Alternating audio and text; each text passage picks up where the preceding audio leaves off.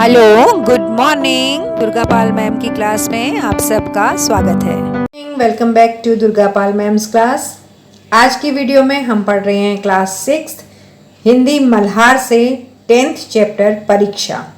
इसके सारे question answers हम इस वीडियो में करेंगे। इस पाठ की व्याख्या मैं आपको ऑलरेडी करा चुकी हूँ, आपने वीडियो देख लिया होगा। अगर नहीं देखा है तो आप अभी जा कर के पहले इस पाठ की व्याख्या पढ़ लीजिए ताकि आपको प्रश्न उत्तर करने में और आसानी हो जाए। तो हम शुरू करते हैं यहाँ पर इस पाठ के प्रश्न उत्तर। पहला प्रश्न शुरू हो रहा है पाठ से, मेरी समझ से।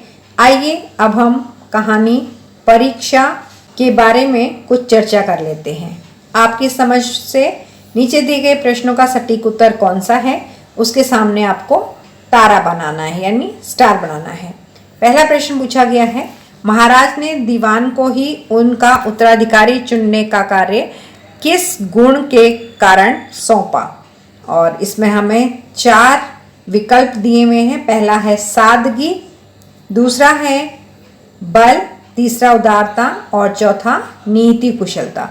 तो इसका सही उत्तर है नीति कुशलता।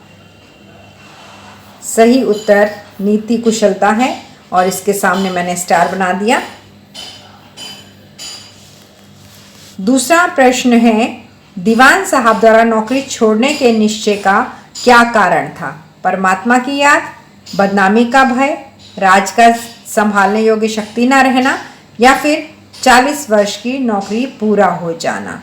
तो इसका सही उत्तर है राजकाज संभालने की योग्यता न योग्य, राजकाज संभालने योग्य शक्ति ना रहना। तो इसके दोनों तरफ स्टार बना दिया है मैंने। अगला प्रश्न है बच्चों कि अपने मित्रों के साथ चर्चा कीजिए कि आपने ये उत्तर ही क्यों चुने हैं। पहला था नीति कुशलता, पहले का उत्तर हमने ये दिया था। तो पाठ में उदारता के गुण को ही महत्वपूर्ण बताया गया है और सुजान सिंह भी इसी गुण को खोज रहे थे, इसलिए हमने ये उत्तर चुना है।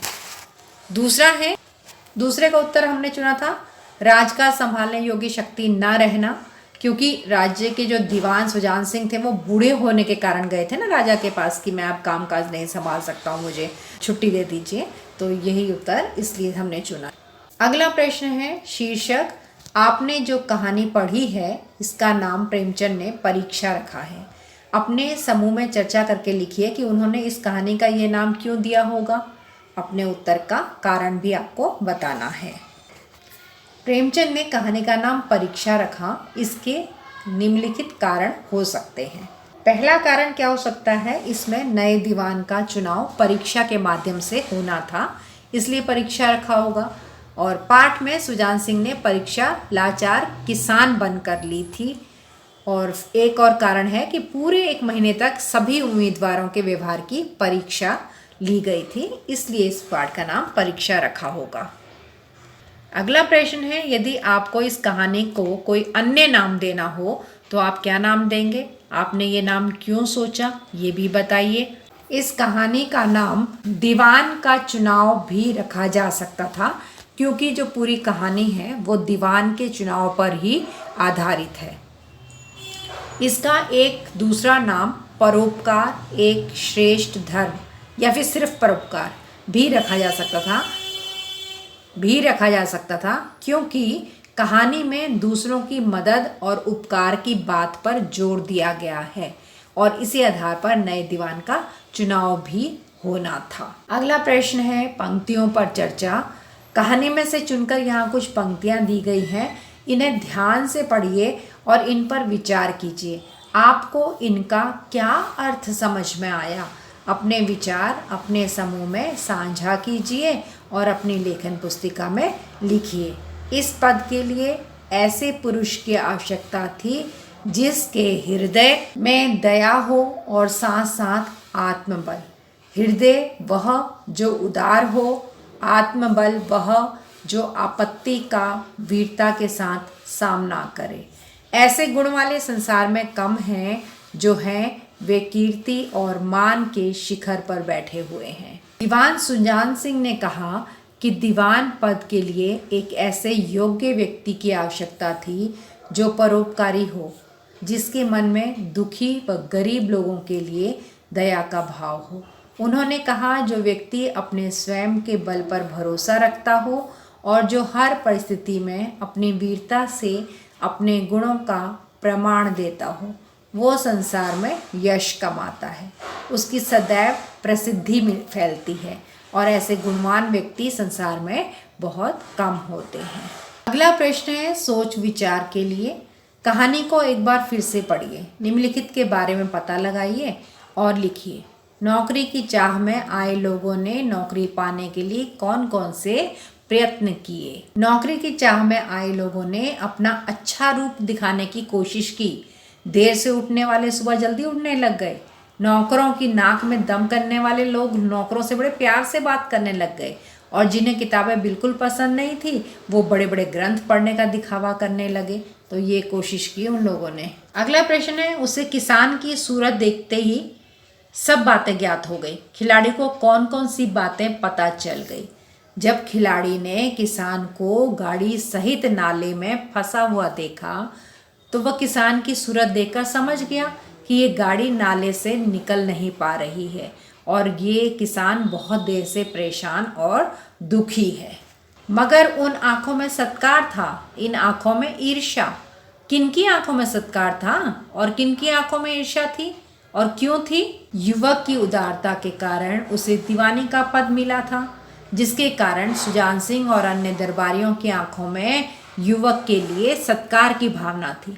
लेकिन जो बाकी के कैंडिडेट वहाँ पर थे, उम्मीदवार जो बाकी नौकरी के लिए आए थे, उनकी आंखों में ईर्ष्या थी, क्योंकि उन्हें नहीं मिला ना दीवानी का पद, इसलिए वो जलन कर रहे थे।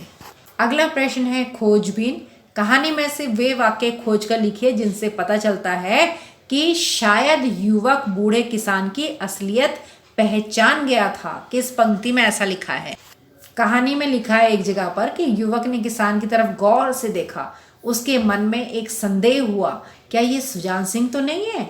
आवाज़ मिलती है, चेहरा मोहरा भी वही है। तो यही वाक्य थे जिनसे उसे पता चला कि ये सुजान सिंह है। नौकरों के लिए आए लोग किसी तरह बस नौकरी पा लेना चाहते थे। नौकरी के लिए आए लोग किसी तरह बस नौकरी पा लेना चाहते थे। ये बात किससे पता चल रही है? इन लाइनों से। जिससे बात कीजिए वह नम्रता और सदाचार का देवता बना मालूम देता था।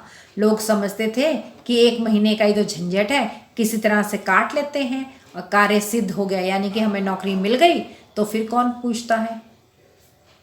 अगला प्रश्न है कहानी की रचना। लोग पसीने से तरबतर हो गए, खून की गर्मी आंख और चेहरे से झलक रही थी। इन वाक्यों को पढ़कर आंखों के सामने थकान से चूर खिलाड़ियों का चित्र दिखाई देने लगता है। ये चित्रात्मक भाषा है। ध्यान देंगे तो इस पाठ में ऐसी और भी अनेक विशेष बातें आपको दिखाई देंगी। कहानी को एक बार ध्यान से पढ़िए। आपको इस कहानी में और कौन कौन सी विशेष बातें दिखाई दे रही हैं? अपने समूह में मिलकर उनकी सूची बनाइए। इसका उत्तर है, जब किसी पंक्ति को पढ़कर चित्र हमारी आंखों के सामने आता है, वैसा ही सीन हमारी आंखों के सामने आता है, तो उनको हम चित्रात्मकता कहते हैं। पाठ में बहुत सारी पंक्तियां हैं जिनसे चित्रात्मकता प्रस्तुत होती है। कौन सी पंक्तियां हैं वो देखते हैं हम। देखिए बहुत सारी पंक्तियां। पहली है, देवगढ़ में नए नए और रंग बिरंगे मनुष्य दिखाई देने लगे। दूसरी है, रंगीन इमामे चोगे और नाना प्रकार के अंग रखे और कंटोप देवगढ़ में अपनी सजधज दिखाने लगे। तीसरी पंक्ति है, वह कभी बैलों को ललकारता, कभी पहियों को हाथ में ढकेलता। चौथी पंक्ति है, गाड़ी ऊपर को न चढ़ती और चढ़ती भी तो कुछ दूर चढ़कर फिर खिसक जाती थी। बेचारा इधर उधर निराश होकर ताकता, बार बार झुंझलाकर बैलों को मारता। किसान ने उसकी तरफ सहमी आंखों से देखा। कीचड़ बहुत ज़्यादा था, वह घुटने तक जमीन में गड़ गया। उम्मीदवारों के कलेजे धड़क रहे थे। उन आंखों में सत्कार था, इन आंखों में ईर्ष्या। तो इन पंक्तियों को पढ़कर हमारे सामने एकदम से दृश्य भी आ जाता है। अगला प्रश्न है समस्या और समाधान। इस कहानी में कुछ समस्याएं हैं और उसके समाधान भी हैं। कहानी को एक बार फिर से पढ़कर बताइए कि महाराज के सामने क्या समस्या थी, उन्होंने इसका क्या समाधान खोजा। महाराज के सामने समस्या थी कि उनकी रियासत के दीवान सुजान सिंह ने दीवानी के पद से त्यागपत्र देने की बात कही थी। त्यागपत्र देना यानी नौकरी को छोड़ने की बात करना। राजा ने समस्या का यह समाधान खोजा कि यदि दीवान जी पद छोड़ना चाहते हैं तो उन्हें ही इस राज्य के लिए योग्य दीवान खोजकर भी देना होगा, तभी वो पद छोड़ सकते हैं। अगला प्रश्न है, दीवान के सामने क्या समस्या थी, उन्होंने इसका क्या समाधान खोजा। भाई दीवान के सामने तो एक समस्या खड़ी कर दी थी महाराज ने कि उम्मीदवार खोज कर लाओ, ये समस्या थी। इसके लिए उन्होंने विज्ञापन निकाला और उसमें लिखा कि शिक्षा नहीं बल्कि आचार व्यवहार और गुणों को 1 महीने तक परखा जाएगा, जो उम्मीदवार सही निकलेगा उसे दीवानी का पद दे दिया जाएगा। अगला प्रश्न पूछा गया है कि नौकरी के लिए आए लोगों के सामने क्या समस्या थी, उन्होंने इसका क्या समाधान खोजा। तो नौकरी के लिए जो लोग आए थे उनको 1 महीने तक अच्छा बनकर दिखाना था, झूठा दिखावा उनको करना था क्योंकि वो नौकरी पाना चाहते थे। तो उन्होंने मीठा और नरम व्यवहार करना शुरू कर दिया, सुबह जल्दी उठना शुरू कर दिया, किताबें पढ़नी शुरू कर दी, नौकरों से अच्छी अच्छी बातें करनी शुरू कर दी। तो यही समस्या थी उनके सामने कि हम कैसे अच्छे बनकर दिखाएं, और उन्होंने इसका समाधान इस तरह से खोजा कि जल्दी उठो, किताबें पढ़ो, नौकरों से अच्छे से बात करो। अगला प्रश्न हमें दिया हुआ है, भावों, मन के भाव। स्वार्थ था, मद था, मगर उदारता और वात्सल्य का नाम भी ना था। इस वाक्य में कुछ शब्दों के नीचे रेखा खींची हुई है। ये सभी नाम हैं, लेकिन दिखाई देने वाली वस्तुओं, व्यक्तियों या जगहों के नाम नहीं हैं। ये सभी शब्द मन के भावों के नाम हैं। आप कहानी में से ऐसे ही अन्य नामों को खोजकर नीचे दिए गए स्थानों में लिखिए। ये जगह दे रखी है हमें, जहाँ पर हमें मन में उठे हुए भावों के नाम लिखने जो इस कहानी में हैं। तो इस कहानी में जो पहला शब्द आया है मन के भाव, वो है हिम्मत, हिम्मत। और फिर है आत्मबल, आत्मबल। अगला नाम है दया। अब है धर्म,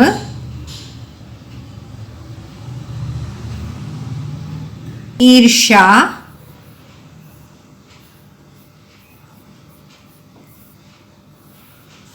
सत्कार,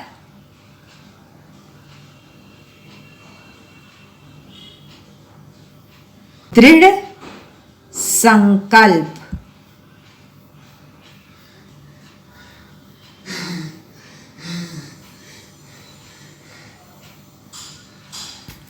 तो ये कुछ नाम हैं जो मन के भाव हैं और इस कहानी में आए हैं। हिम्मत, आत्मबल, दया, धर्म, ईर्ष्या, सत्कार और दृढ़ संकल्प। अगला प्रश्न है अभिनय। कहानी में युवक और किसान की बातचीत संवादों के रूप में दी गई है, मतलब डायलॉग्स दिए गए हैं इसमें। किसान और उस युवक के बीच में जिसने किसान की गाड़ी निकाली थी, वो आपस में कुछ बातचीत कर रहे हैं और ये भी बताया गया कि उन दोनों ने ये बातें कैसे बोली। पूरी बातें हमें कहानी में बताई गई हैं। अपने समूह के साथ मिल करके तैयार कीजिए और कहानी के इस भाग को कक्षा में अभिनय द्वारा प्रस्तुत कीजिए। तो आपको क्या करना है कि पाठ में से डायलॉग ले लीजिए या अपने डायलॉग लिख लीजिए और वो वाला जो सीन है वो आपको अपनी क्लास में एक्ट करके दिखाना है, मतलब उस पर एक्टिंग करनी है आपको। हर समूह जो आपकी मैम ने आपके ग्रुप्स बना रखे होंगे स्कूल में, आपकी क्लास में, तो वो हर ग्रुप में से एक अभिनेता या अभिनेत्री कक्षा में सामने आएंगे और संवाद बोल करके एक्टिंग करके दिखाएंगे। तो मैंने यहाँ पर आपके लिए संवाद ले लिए हैं, युवक और किसान। किसान दुखी होकर चिंता में, अरे राम ये गाड़ी तो बुरी तरह से फंस गई, अब मैं अकेला कैसे निकालूं। तो युवक उसके पास आते हुए बोलता है, चाचा घबराइए मत, मैं मदद करता हूँ। किसान कहता है, नहीं बेटा कीचड़ बहुत गहरा है, तुम्हारे कपड़े खराब हो जाएंगे, पैर में चोट लग रही है तुम्हारे। तो युवक कहता है, नहीं नहीं कपड़े तो फिर धुल जाएंगे चाचा, किसी की मदद का मौका थोड़ी ना बार बार मिलता है। तो वो आदमी क्या करता है, कीचड़ में जाकर उतर जाएगा और गाड़ी को जोर से धक्का लगाएगा। जब गाड़ी बाहर निकल जाएगी तो किसान कहेगा कि बेटा तुमने तो बिना सोचे समझे मेरी जान बचा दी, भगवान तुम्हारा भला करे। युवक मुस्कुराकर, मैं तो बस इंसानियत निभा रहा हूँ चाचा, आज आपकी मदद की है कल कोई मेरी भी करेगा। किसान, आज के ज़माने में ऐसा दिल वाला बहुत कम मिलता है, मैं ये उपकार कभी नहीं भूलूंगा। तब वो युवक बड़े प्रेम से कहेगा, उपकार नहीं चाचा, ये तो मेरा कर्तव्य है। इंसान की पहचान उसके कपड़ों से थोड़ी ना होती है, उसके कर्मों से होती है। विपरीतार्थक शब्द, विद्या का कम परंतु कर्तव्य का अधिक विचार किया गया है। कम का विपरीत अर्थ देने वाला शब्द है अधिक। यहाँ पर दो शब्द आए ना, कम और ये आया है अधिक। तो कम और अधिक जो है ये विपरीतार्थक शब्द हैं। इसी प्रकार के कुछ विपरीतार्थक शब्द नीचे दिए गए हैं, लेकिन वे आमने सामने नहीं है। रेखाएं खींचकर विपरीतार्थक शब्दों के सही जोड़े आपको बनाने हैं। यहाँ पर है स्तंभ 1 और ये है स्तंभ 2। तो इसमें 1 और 2 में कुछ शब्द दिए गए हैं, इनमें हमें मिलाना है।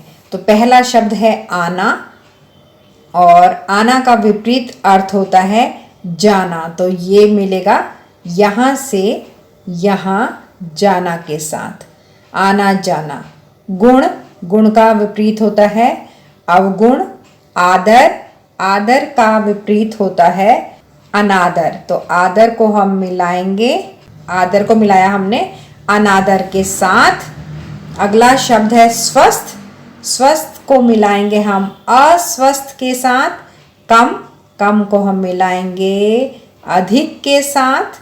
दयालु, दयालु का विपरीत होता है निर्दयी। तो दयालु को मिलाएंगे हम यहाँ पर ऊपर जाकर। और योग्य, योग्य का विपरीत होता है अयोग्य। तो योग्य को मिलाएंगे हम अयोग्य के साथ। और हार, हार का विपरीत अर्थ होता है जीत। तो हार को हमने मिला दिया जीत के साथ। आशा, आशा का विपरीत शब्द होता है निराशा। तो आशा को हम मिलाएंगे ऊपर जाकर निराशा के साथ। तो इस तरह से ये सारे शब्द हमने मिला दिए। अगला क्वेश्चन है कहावत का। गहरे पानी में बैठने से ही मोती मिलता है। यह वाक्य एक कहावत है। इसका अर्थ है कि कोशिश करने वाले को ही सफलता मिलती है। ऐसी एक और कहावत है, जिन खोजा तिन पाया गहरे पानी पैठ। अर्थात जो भी परिश्रम करता है उसे फल परिणाम अच्छा जरूर मिलता है। अब आपका होगा कि कहावतें क्या होती हैं। कहावतें ऐसे वाक्य होते हैं जिन्हें लोग अपनी बात को और ज़्यादा प्रभावशाली बनाने के लिए प्रयोग करते हैं, कि हमारी बात दूसरे को सुनने में अच्छी लगे, उसके ऊपर ज़्यादा असर छोड़े, तो हम अपनी बात के बीच बीच में कुछ कहावतें बोलते हैं। घर और पास पड़ोस में भी लोग अनेक कहावतों का उपयोग करते हैं। नीचे कुछ कहावतें और उनके भावार्थ भी दिए गए हैं। आप इन कहावतों को कहानी से जोड़कर अपनी लेखन पुस्तिका में लिखिए। देखिए ये कहावत हमें दी हुई है, अधजल गगरी छलकत जाए। जिसके पास थोड़ा ज्ञान होता है ना, वो दिखावा ज़्यादा करता है। आप पछताए होत के जब चिड़िया चुग गई खेत, मतलब जब समय निकल जाएगा तो उसके बाद पछताना व्यर्थ है। एक अनार 100 बीमार, एक कोई ऐसी चीज़ जिसको बहुत सारे लोग मांग रहे हो और चीज़ एक ही हो। जो गरजते हैं वो बरसते नहीं, जो अधिक बढ़ चढ़ कर बोलते हैं वो काम कुछ भी नहीं करते। जहाँ चाह वहाँ रहा। जब किसी काम को करने की इच्छा होती है तो फिर उस काम को करने का रास्ता भी मिल जाता है। अब संकेत क्या दे रखा है कि विज्ञापन में तो एक नौकरी की बात कही गई थी, लेकिन उम्मीदवार वहाँ हजारों आ गए। इसे कहते हैं एक अनार 100 बीमार। तो इसका उत्तर इस तरह से है, ज्ञान में अधिक रुचि न होने पर भी कुछ उम्मीदवार बड़े बड़े ग्रंथों में डूबे रहते थे और अकड़ कर चलते थे। इसे कहते हैं अज्जल गगरी छलकत जाए। हम क्या कर रहे हैं, हम कहावतों को कहानी से मिला रहे हैं कि ये कहावतें उस कहानी में कैसे फिट होंगी, ये हम उत्तर में बता रहे हैं। जब पंडित जानकीनाथ का दीवान के लिए चुनाव हुआ तब अन्य उम्मीदवार सोचने लगे, काश हमने उस समय किसान की मदद की होती तो आज हमारा चयन हो गया होता। लेकिन अब पछताए होत क्या जब चिड़िया चुग गई खेत। देवगढ़ में आए सभी उम्मीदवार नम्रता की मूर्ति बने हुए थे, परंतु जब किसान पर दया की बात आई तो सब पीछे हट गए। इसे कहते हैं जो गरजते हैं वो बरसते नहीं। युवक घायल था, लेकिन दूसरों की मदद करने की उसकी जो चाह थी उसके कारण ही वो किसान की गाड़ी नाले से बाहर निकाल पाया। इसे कहते हैं जहां चाह वहां राह। अगला प्रश्न है पाठ से आगे अनुमान या कल्पना से। दूसरे दिन देश के प्रसिद्ध पत्रों में यह विज्ञापन निकला, देश के प्रसिद्ध पत्रों में नौकरी का विज्ञापन किसने निकलवाया होगा? आपको ऐसा क्यों लगता है? देश के प्रसिद्ध पत्रों में दीवान सुजान सिंह जी ने विज्ञापन निकलवाया होगा, क्योंकि नए दीवान को चुनने की जिम्मेदारी उन्हीं पर थी और इसी के लिए उन्होंने ये उपाय सोचा होगा। इस विज्ञापन ने सारे मुल्क तहलका मचा दिया। विज्ञापन ने पूरे देश में तहलका क्यों मचा दिया होगा? विज्ञापन में रियासत के नए दीवान के चयन के बारे में लिखा था कि दीवान का चयन किसी शिक्षा की डिग्री के आधार पर नहीं, अपितु आचार व्यवहार के आधार पर होगा। लोगों को ऊंचे पद में किसी प्रकार का बंधन नहीं दिखा, इसीलिए सब में खुशी से तहलका मच गया। विज्ञापन क्या था? विज्ञापन संबंधी कार्य छात्र अध्यापिका की सहायता से स्वयं करें। अगला प्रश्न है विज्ञापन। दूसरे दिन देश के प्रसिद्ध पत्रों में यह विज्ञापन निकला कि देवगढ़ के लिए एक सुयोग्य दीवान की जरूरत है। कहानी में इस विज्ञापन की सामग्री को पढ़िए। इसके बाद अपने समूह में मिलकर इस विज्ञापन को अपनी कल्पना का उपयोग करते हुए बनाइए। आपको ये संकेत भी दे रखा है कि विज्ञापन बनाने के लिए आप एक चौकोर कागज ले लें और उसके बाद इस हाशिए के भीतर के खाली स्थान पर, जो हाशिया मतलब जो कागज़ आपने लिया है स्क्वायर में, उसके अंदर सुंदर लिखाई से चित्र बनाकर रंग की सहायता से आपको वो जानकारी देनी है जो उसमें दी हुई है कि पढ़ाई की, शिक्षा की कोई योग्यता नहीं है बल्कि उसके व्यवहार को परखा जाएगा। आप बिना रंगों या चित्रों के भी विज्ञापन बना सकते हैं। अगर आपके पास रंग नहीं है, चित्र बनाने आप नहीं जानते, तो आप सिर्फ कागज़ के ऊपर लिख कर और उस कागज़ पर चारों किनारों में आउटलाइन करके भी इस विज्ञापन को बना सकते हैं। ये है विज्ञापन और इस विज्ञापन को बनाने के लिए देखिए आउटलाइन की हुई है, चारों तरफ लाइन दिखाई दे रही होगी आपको। ये आउटलाइन की जाती है चारों तरफ और बीच में लिखा जाता है विज्ञापन। देवगढ़ राज्य को एक योग्य दीवान की आवश्यकता है। जो भी सज्जन स्वयं को इस पद के योग्य समझते हैं वे वर्तमान राजा सुजान सिंह की सेवा में उपस्थित हों। पद के लिए आवश्यक योग्यताएं। पहली योग्यता दे रखे, ग्रेजुएट होना अनिवार्य नहीं है। अगली योग्यता है शारीरिक रूप से हृष्ट पुष्ट होना चाहिए। कमज़ोर स्वास्थ्य वाले या फिर मंदाकिनी जिनकी कमज़ोर होती है वो आने का कष्ट ना करें। चयन प्रक्रिया, चयन कैसे किया जाएगा, सिलेक्शन कैसे होगा? चयन प्रक्रिया में क्या होगा कि उम्मीदवार 1 महीने तक राज्य में रहकर अपने आचार विचार और व्यवहार द्वारा अपनी योग्यता सिद्ध करेंगे। विद्या से अधिक कर्तव्य को महत्व दिया जाएगा। सफल उम्मीदवार को देवगढ़ राज्य का सम्मानित दीवान पद, राज दरबार में उच्च स्थान ये उससे मिलेगा और इच्छुक व्यक्ति शीघ्र संपर्क करें। जो भी इच्छा रखते हो वो जल्दी से जल्दी हमसे कांटेक्ट करें। राजा सुजान सिंह, देवगढ़ दरबार। तो ये था हमारी तरफ से एक विज्ञापन जो कि हमने राज्य का दीवान चुनने के लिए दिया है। आगे है कि आपने भी अपने आसपास दीवारों पर, समाचार पत्रों में या पत्रिकाओं में, मोबाइल फ़ोन या दूरदर्शन पर अनेक विज्ञापन देखे होंगे। अपने किसी मनपसंद विज्ञापन को याद कीजिए। आपको वह अच्छा क्यों लगता है, सोचकर अपने समूह में बताइए और अपने समूह में जो भी आप सलाह मशवरा करें उसे अपनी कॉपी में लिख लीजिए। ये है उत्तर। हाँ, मैंने कोलगेट का विज्ञापन देखा है जिसमें कहा जाता है क्योंकि मजबूत दांतों से ही शुरू होती है स्वस्थ मुस्कान, ये कहते हैं उस विज्ञापन में। इसलिए ये विज्ञापन मुझे बहुत अच्छा लगता है। और हमारे समूह में चर्चा करके जो हमने बिंदु निकाले वो है स्वच्छता का संदेश देता है। कोलगेट का जो विज्ञापन है वो दांत साफ रखने और रोज ब्रश करने की आदत हमें सिखाता है। दूसरा है स्वास्थ्य के लिए जरूरी, और ये विज्ञापन हमें बताता है कि मजबूत दांत हमारे खाने और मुस्कान के लिए कितने महत्वपूर्ण हैं। नंबर 3, विज्ञापन में दंत चिकित्सक डेंटिस्ट कहते हैं कि कोलगेट दांतों की सुरक्षा करता है। यानी इस विज्ञापन के अंदर ये भी बताया गया है कि डॉक्टर कोलगेट के बारे में क्या कहते हैं। परिवार के लिए ये उपयोगी है। बच्चों से लेकर बड़ों तक सभी के लिए सलाह दी जाती है कि कोलगेट का यूज़ करें। याद रहने वाला संदेश दिया जाता है इसमें। कोलगेट के साथ चमकती मुस्कान हर दिन जैसा नारा बहुत आकर्षक है। अगला प्रश्न है, विज्ञापनों से लाभ होते हैं, हानि होती है या दोनों होते हैं? अपने समूह में चर्चा कीजिए और चर्चा के बिंदु लिखकर कक्षा में साझा कीजिए।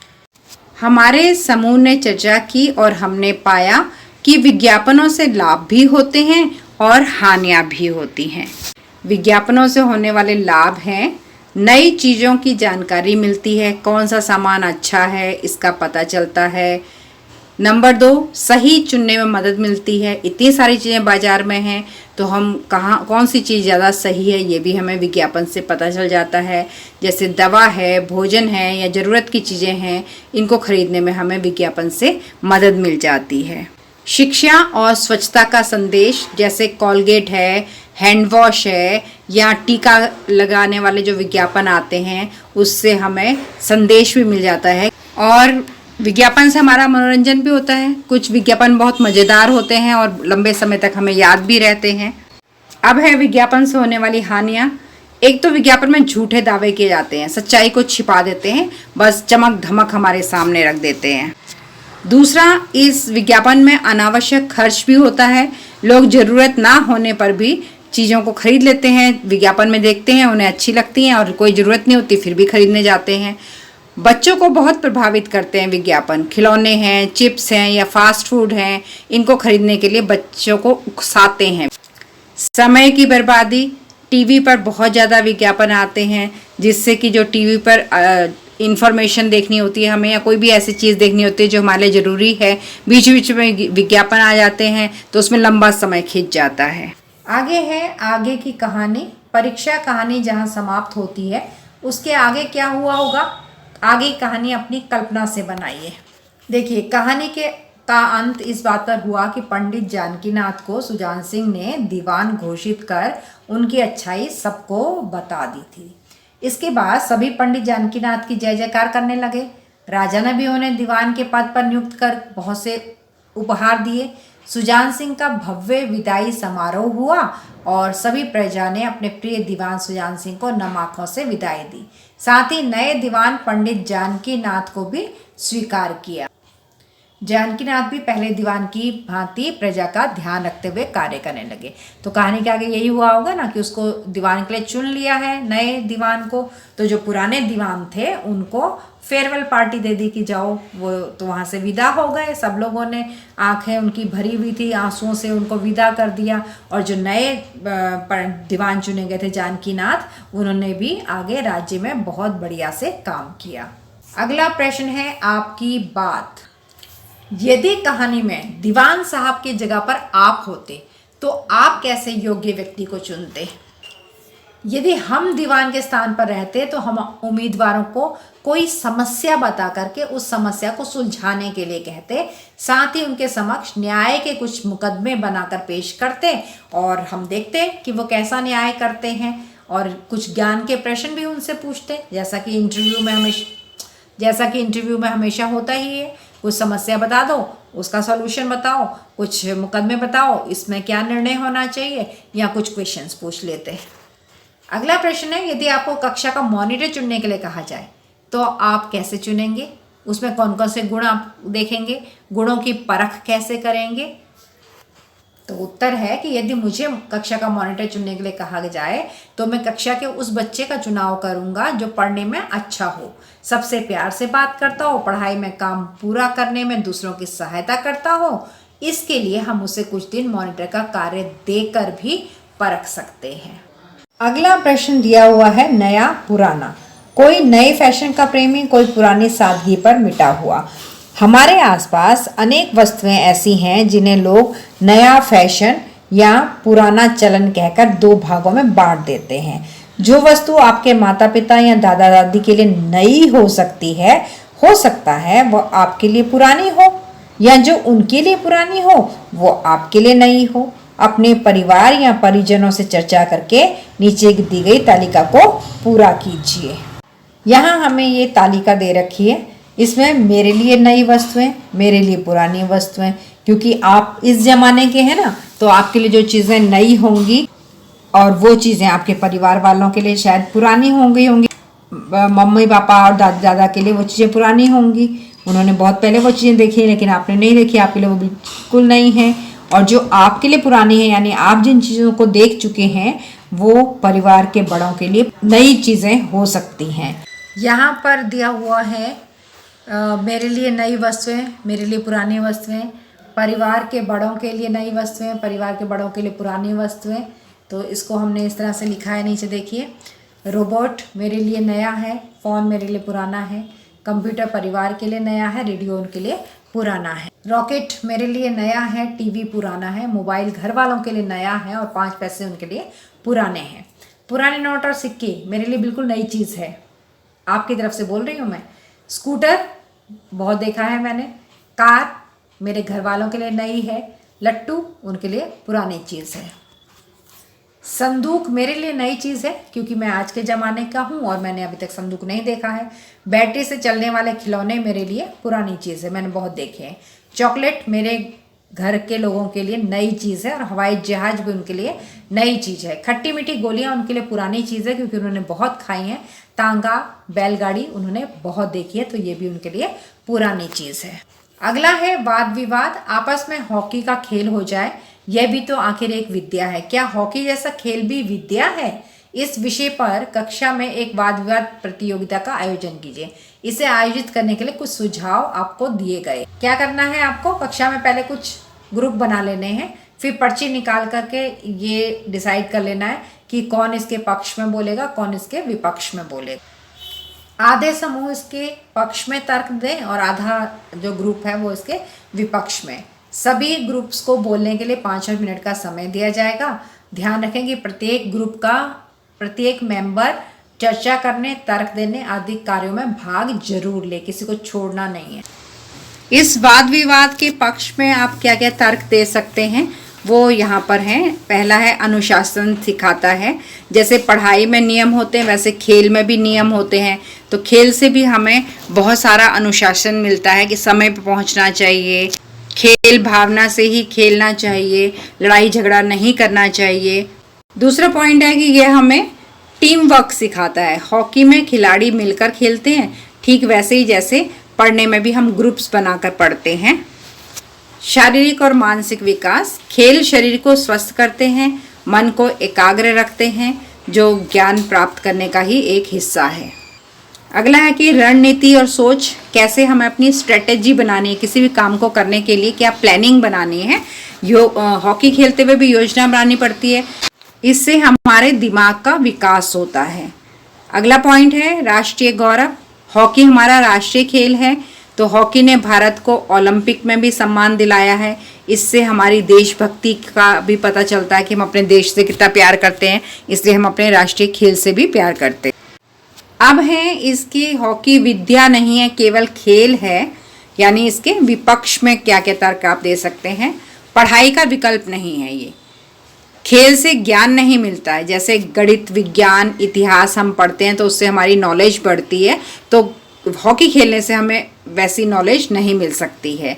दूसरा है कि अधिक समय खेल में जाने से हमारी पढ़ाई भी प्रभावित होती है। अगर हम ज़्यादा समय खेलते रहेंगे तो पढ़ाई नहीं कर पाएंगे, तो हम पढ़ाई में पीछे रह जाएंगे। अगला तर्क है कि हर कोई खिलाड़ी नहीं बन सकता।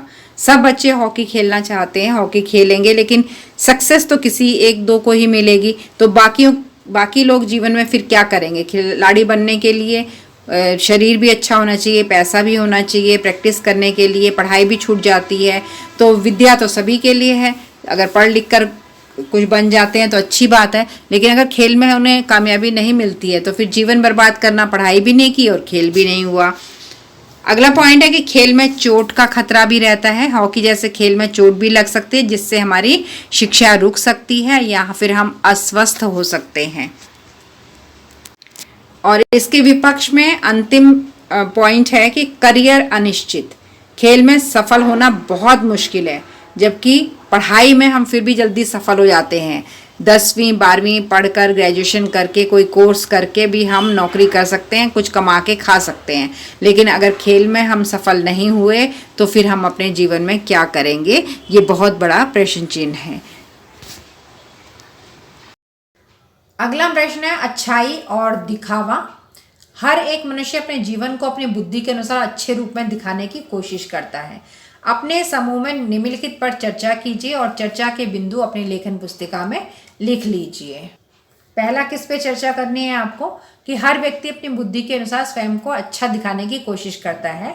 स्वयं को अच्छा दिखाने के लिए लोग क्या क्या करते हैं, जैसे मेहनत करते हैं, कसरत करते हैं कि हम अच्छे बॉडी अच्छी दिखाई दे, साफ सुथरे रहते हैं, बढ़िया बढ़िया कपड़े पहनते हैं कि लोग हमें देखें, हम अट्रैक्टिव लगे। तो इसका उत्तर है कि लोग अपने को अच्छा दिखाने के लिए नए फैशन के कपड़े पहनते हैं, सबसे मीठा मीठा बोलने की कोशिश करते हैं, कसरत करके अपने शरीर को स्ट्रॉन्ग बनाते हैं, हिष्ट पुष्ट बनाते हैं, एब्स आजकल बहुत चलती हैं लड़कों में, जिम जा रहे हैं लड़के, सभी मेहनत करके खूब धन कमाते हैं और समाज में अपनी पहचान बनाते हैं। अगला प्रश्न है, क्या स्वयं को अच्छा दिखाने में और स्वयं के अच्छा होने में कोई अंतर है? दिखाने में और होने में है तो कैसे? हाँ, स्वयं को अच्छा दिखाने में और स्वयं अच्छा होने में बहुत अंतर होता है। कुछ लोग अपने धन, बल और चालाकी से अच्छा बनने का दिखावा करते हैं और समाज में अपना महत्व स्थापित करते हैं। मतलब समाज में सब लोग उन्हें सोचते हैं कि ये बहुत अच्छा इंसान है क्योंकि वो चालाक होता है और अपने पैसे से और अपनी ताकत से वो अच्छा बन के दिखावा करता है। जबकि जो स्वयं अच्छे होते हैं बस सबके सामने सामान्य व्यवहार करते हैं और ज़रूरत पड़ने पर दूसरों पर उपकार करते हैं, दूसरों की मदद करते हैं और हमेशा सबके साथ प्रेम से रहते हैं। अगला प्रश्न है, परिधान तरह तरह के, कोट उतार डाला। कोट एक परिधान है यानी पहनने की चीज़ है। कुछ अन्य परिधानों के नाम और चित्र नीचे दिए गए हैं। परिधानों के नामों को इनके सही चित्र के साथ मिलाइए। इन्हें आपके घर में क्या कहते हैं लिखिए। यहाँ है चित्र, यहाँ उनके नाम हैं और इसे क्या कहते हैं। ये 3 कॉलम बने हुए हैं और आपको ये लिखना है कि इसे क्या कहते हैं। पहला जो चित्र है ये तो मुझे लहंगा का चित्र दिख रहा है, तो इसको हम मिलाएंगे लहंगे के साथ। ये लहंगे का चित्र है तो ये हो गया लहंगा और हमारे यहाँ पर इसे कहते हैं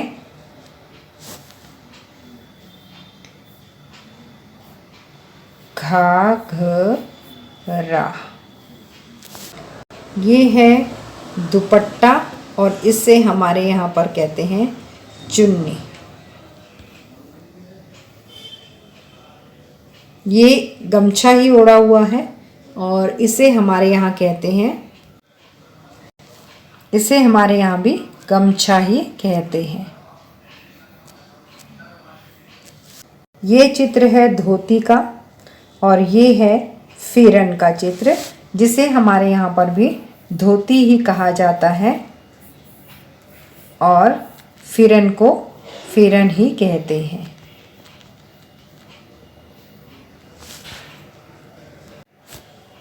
ये चित्र है पगड़ी का और ये चित्र है अचकन का।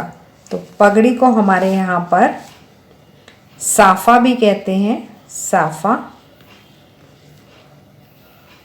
और अचकन को कोट कहते हैं। अगला प्रश्न है आपकी परीक्षाएं। हम सभी अपने जीवन में अनेक प्रकार की परीक्षाएं लेते और देते हैं। आप अपने अनुभवों के आधार पर कुछ परीक्षाओं के उदाहरण बताइए। ये भी बताइए कि किसने कब, कैसे और क्यों वह परीक्षा ली। संकेत, जैसे किसी को विश्वास दिलाने के लिए कि आपको साइकिल चलानी आती है तो आप उसे चलाकर दिखाते हैं। स्कूल या घर पर भी आपको पूछा जाता है कि अच्छा ऐसा है तो ऐसा करके दिखाओ।